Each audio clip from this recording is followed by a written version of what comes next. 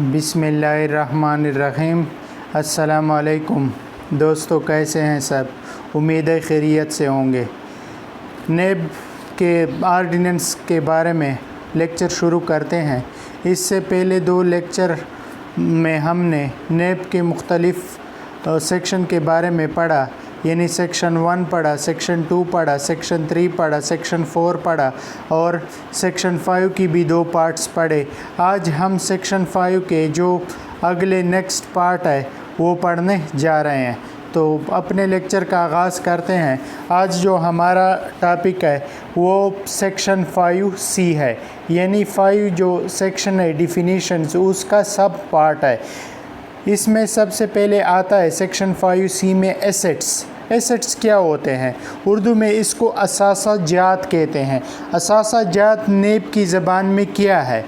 Asset से मुराद वो property है जिनका ताल्लुक़ एक्यूज़्ड से हो, यानी वो प्रॉपर्टी जिनका ताल्लुक़ एक्यूज़ से हो वो क्या है? असासा जाता है। इनडायरेक्टली या डायरेक्टली तौर पर, वो डायरेक्टली तौर पर उसको रखता हो या इनडायरेक्टली तौर पर।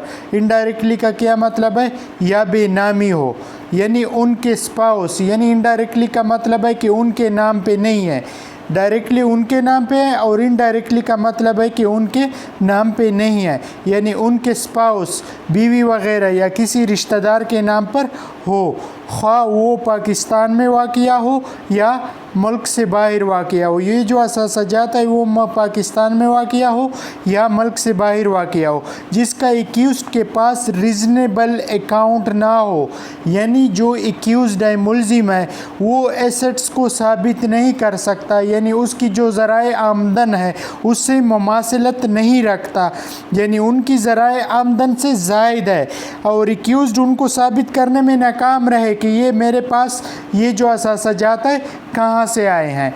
ये तो हमने उर्दू में इनको पढ़ा। अब हम इंग्लिश में इनको देखते हैं सेक्शन 5C को कि एसेट्स क्या होता है।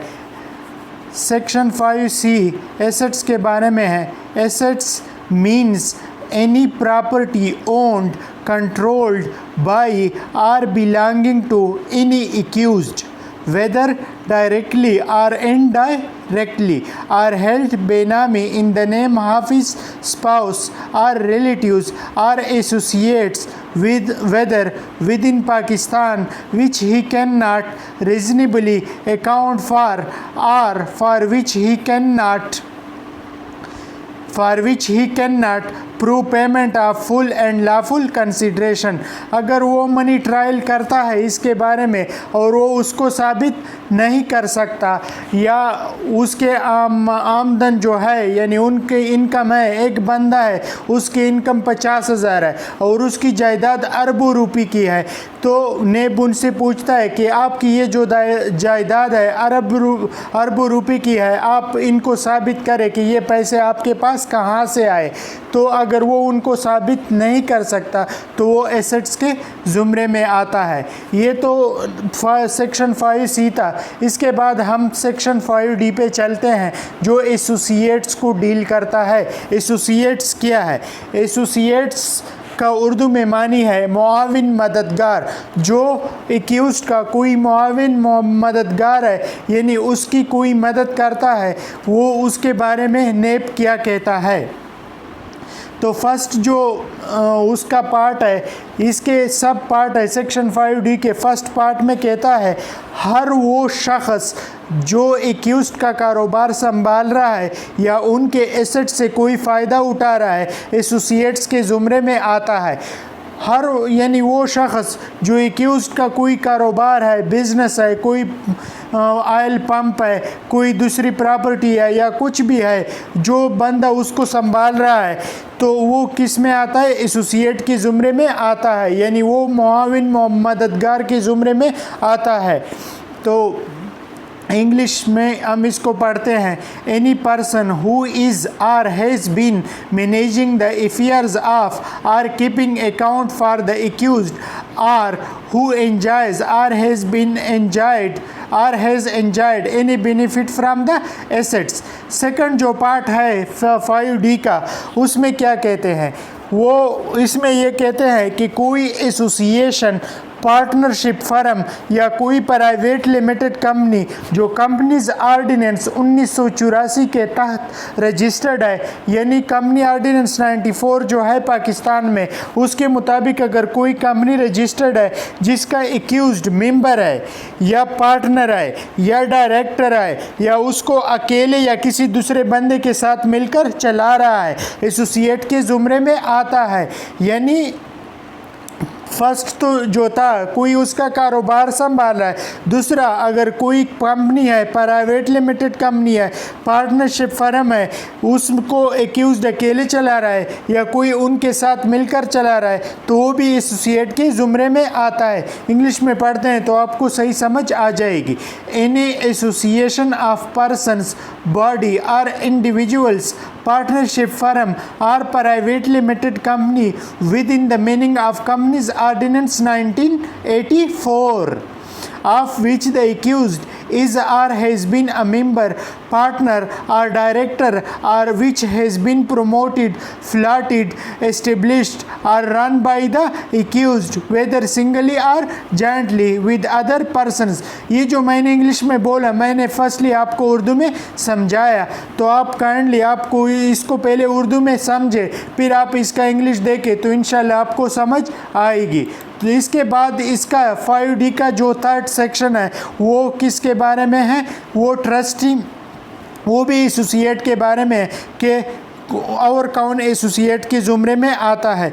कोई ट्रस्ट जिसका एक्यूज ट्रस्टी है या उनसे कोई फ़ायदा ले रहा है, एसोसिएट के ज़ुमरे में आता है। कोई ट्रस्ट है, उसका एक्यूज जो है कोई मेंबर है या उसमें उसका कोई हिस्सा है या पूरा ट्रस्ट उसका है, तो वो भी एसोसिएट के ज़ुमरे में आता है, मुआविन मददगार के ज़ुमरे में आता है। इंग्लिश में पढ़ते हैं, a trustee of any trust declared by the accused or of which the accused is also a trustee or a beneficiary and, या कोई जो ट्रस्ट है उससे accused को कोई फ़ायदा हो रहा है तो वो भी एसोसिएट के ज़ुमरे में आता है। चौथा जो पार्ट है वो बेनामीदार का है कि बेनामीदार क्या होता है। बेनामीदार के बारे में हम 4 जो सेक्शन 5 का जो 5D का जो 4 पार्ट है वो बेनामीदार के बारे में है। इसके बाद हम बेनामीदार को सेक्शन 5DA में क्या करते हैं, डिफ़ाइन करते हैं कि बेनामीदार कौन होता है, यानी बेनामीदार से क्या मुराद है। बेनामीदार से मुराद हर वो शख्स है जो ज़ाहिरी तौर पर एक्यूज़्ड की प्रॉपर्टी अपने पास रखता है जिससे एक्यूज़्ड को कोई फ़ायदा हो रहा है या उससे वो कोई फ़ायदा उठा रहा है। तो ये बेनामीदार अगर कोई एक्यूज़ किसी दूसरे शख्स के नाम पे प्रॉपर्टी रखता है और उसका एक्यूज़ को कोई फ़ायदा हो रहा है तो वो बेनामीदार के ज़ुमरे में आता है। तो हम इसको अब इंग्लिश में पढ़ते हैं। 5DA किसको डील करता है, बेनामीदार means any person who ostensibly का क्या मतलब है, ज़ाहिरी तौर पर, holds or is in position, वो अपने कब्ज़े में रखता है, यार कस्टडी कब्ज़ा of any property of an accused on his behalf for the benefit and enjoyment of the accused. तो ये जो सेक्शन 5D का जो पार्ट है इसको हमने पहले उर्दू में डिस्कस किया, अब हम इसको इंग्लिश में भी पढ़ा हमने। तो इसमें MCQs किस तरह आते हैं, ये इस तरह तो नहीं आएगा, बेनामीदार मीन्स एनी पर्सन, ये पूरा तो नहीं आता। तो इसका जो MCQs आता है वो इस तर्ज पे आएगा कि benamidar deals in which section of NAB ordinance 1999, benamidar deals in which section of NAB ordinance 1999, यानी बेनामीदार को किस सेक्शन में डील किया गया है। तो वहाँ पे 5CA दिया होगा, 5BA दिया होगा, 5 कुछ और दिया होगा और एक ऑप्शन 5DA भी दिया होगा। तो उसका सही ऑप्शन क्या है, 5DA है। तो आज के लेक्चर से इंशाल्लाह आपने बहुत कुछ सीखा होगा। जो 2 सेक्शन है हमने जो इसमें पढ़े 5C पढ़ा और 5D पढ़ा और 5D के जो सब पार्ट्स है उसको हमने तफसील से पढ़ा। तो इंशाल्लाह आप इसी तरह अगर एक एक सेक्शन के जो पार्ट है आप इसी तरह पढ़ेंगे तो इंशाल्लाह उम्मीद है कि जो टेस्ट आएगा नेब एडी का उसमें आपके अगर 20 MCQs है तो इंशाल्लाह कम से कम 18 तो आपके सही हो गए अगर आप इसी तरतीब से पढ़ेंगे और इनको समझेंगे। जब तक आप समझेंगे नहीं आपको उसकी कोई MCQs की समझ ही नहीं आएगी कि ये किसको डील करता है। तो उम्मीद है आज का लेक्चर आपको पसंद आया होगा। अगर आज का लेक्चर आपको पसंद आया है तो जो लोग नेब में जिन लोगों ने अप्लाई किया है और टेस्ट देना चाहता है तो काइंडली उनके साथ शेयर करें ताकि ज़्यादा से ज़्यादा लोग इससे फ़ायदा उठाए। और जिन लोगों ने चैनल को अभी तक सब्सक्राइब नहीं किया है तो चैनल को सब्सक्राइब करें और दोस्तों के साथ शेयर करें। और अगर किसी का कोई डाउट हो इसके बारे में लेक्चर के बारे में तो वो कमेंट्स में अपनी डाउट मुझसे शेयर कर सकता है। उम्मीद है आज का लेक्चर आपको पसंद आया होगा। खुदा हाफिज़।